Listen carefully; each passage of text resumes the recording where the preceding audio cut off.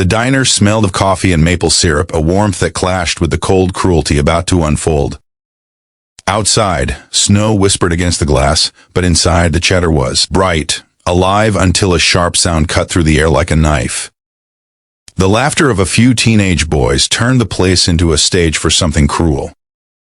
And in the center of it all sat a young girl in a wheelchair, her trembling hands clutching a cup of cocoa she hadn't even sipped yet.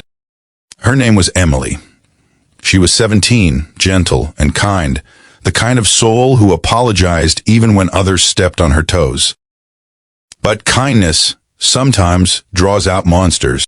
Hey everyone, before we go further, if you believe kindness can still change this world, hit that like button, subscribe to Kindness Kindora, and tell me in the comments what kindness means to you, because stories like this one remind us it's never too late to stand up for what's right. That day, Emily had rolled herself to the diner after school, trying to finish her art sketchbook near the big corner window.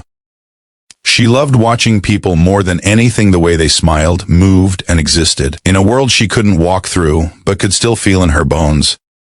She'd been in the chair since she was 10, after a car accident that stole her ability to walk, but never her will to dream.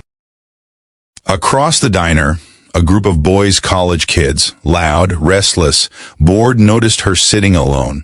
The leader, a tall one with slick hair and a smirk that tried too hard, leaned toward his friends and whispered something that made them all snicker. Bet she can't even chase us if we take her stuff, one joked.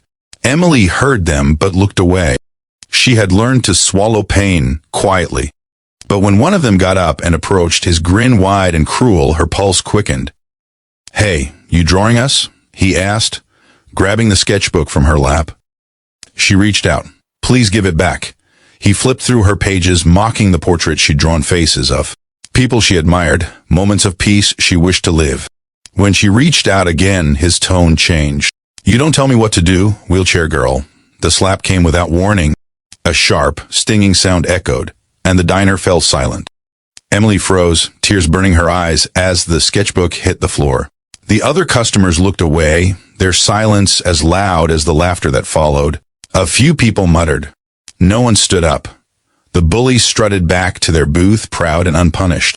Emily wiped her face, picked up her drawings with shaking hands, and rolled out the door. The bell jingled faintly behind her. Outside, the world was quiet except for the snow. Emily's tears mixed with it as she rolled toward home, her hands aching from the cold. She didn't notice the sound of motorcycles far down the road, engines growling like thunder rolling over the horizon. Inside the diner, the bullies ordered milkshakes, proud of their little act of cruelty. The manager, a timid man with too many bills and too few principles, chose to say nothing. But an older man, sitting in the corner booth, had seen everything. He'd seen the way Emily's lip trembled, the way no one moved to help.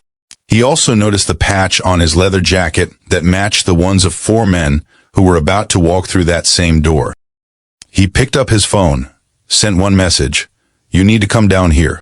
Something just happened." An hour later, the sound of roaring engines broke the soft hum of the diner.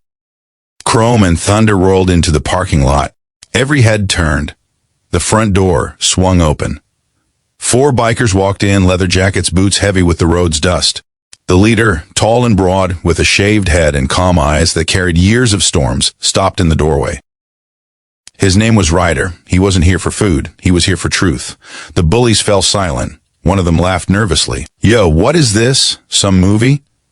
Ryder's gaze swept the diner, landing on the waitress. "Where is she?" The woman hesitated. "The girl in the wheelchair. She left. She was crying." He nodded slowly, jaw tightening. "And those?" He pointed toward the boys. No one spoke. The tension in the diner was suffocating. The boys shifted in their seats. Ryder walked up, placing both hands on their table. His voice was low, steady. "You think you're strong picking on someone who can't fight back?" The leader of the bullies smirked. "What's it to you, old man?" Ryder leaned closer. "Everything." The room went still. One of the other bikers, a scarred man with kind eyes, spoke up quietly. "That girl you slapped, her dad's gone. Died last year. You know who he was?" The boys frowned. "Who cares? He was one of us," Ryder said. "A brother, a soldier, A man who bled for people like you, the color drained from their faces. The waitress gasped softly. Ryder continued, his voice cold and sharp. He used to talk about his daughter, how brave she was, how she'd never let the world break her spirit. And now I find out some punks thought it'd be funny to humiliate her in public. He slammed his fist onto the table. Glasses rattled.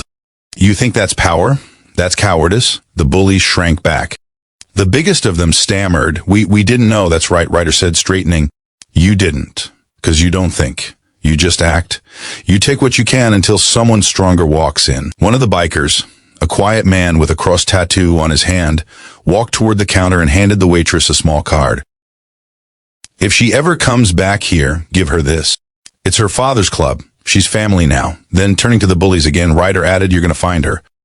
You're going to apologize. And if you don't trust me, we'll find you. The room stayed silent. The boys nodded, pale and shaken. Before leaving, Ryder looked around the diner. Next time you see someone getting hurt, stand up. Or you're no better than the one throwing the punch. They walked out the same way they came in, calm, silent, and unshaken. But something in the air had changed. The silence wasn't cowardice anymore. It was reflection. That night, as Emily sat in her small bedroom sketching again, a knock came at the door. Her mother opened it to find the same boys from the diner, heads down, eyes heavy. They handed Emily's sketchbook back, taped neatly together, and apologized not just with words, but with tears. Behind them, parked by the curb, were 4 motorcycles gleaming in the streetlight. Ryder stood next to them, arms crossed, watching. When Emily's eyes met his through the window, he nodded once, slowly. No words, just a promise. You're not alone anymore.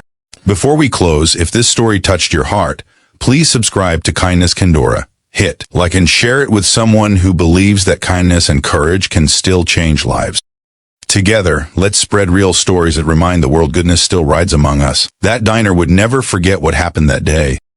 Not the sound of the slap, not the silence that followed, and certainly not the moment the roar of motorcycles replaced fear with justice. And as for Emily, she kept drawing. Only now, the heroes in her sketchbook weren't strangers. They were real, they had names, and they taught her that sometimes the kindest hearts ride on the roughest roads. Because real strength isn't in fists or fury. It's in standing up for those who can't. And that day, the bikers reminded everyone, kindness always rides back.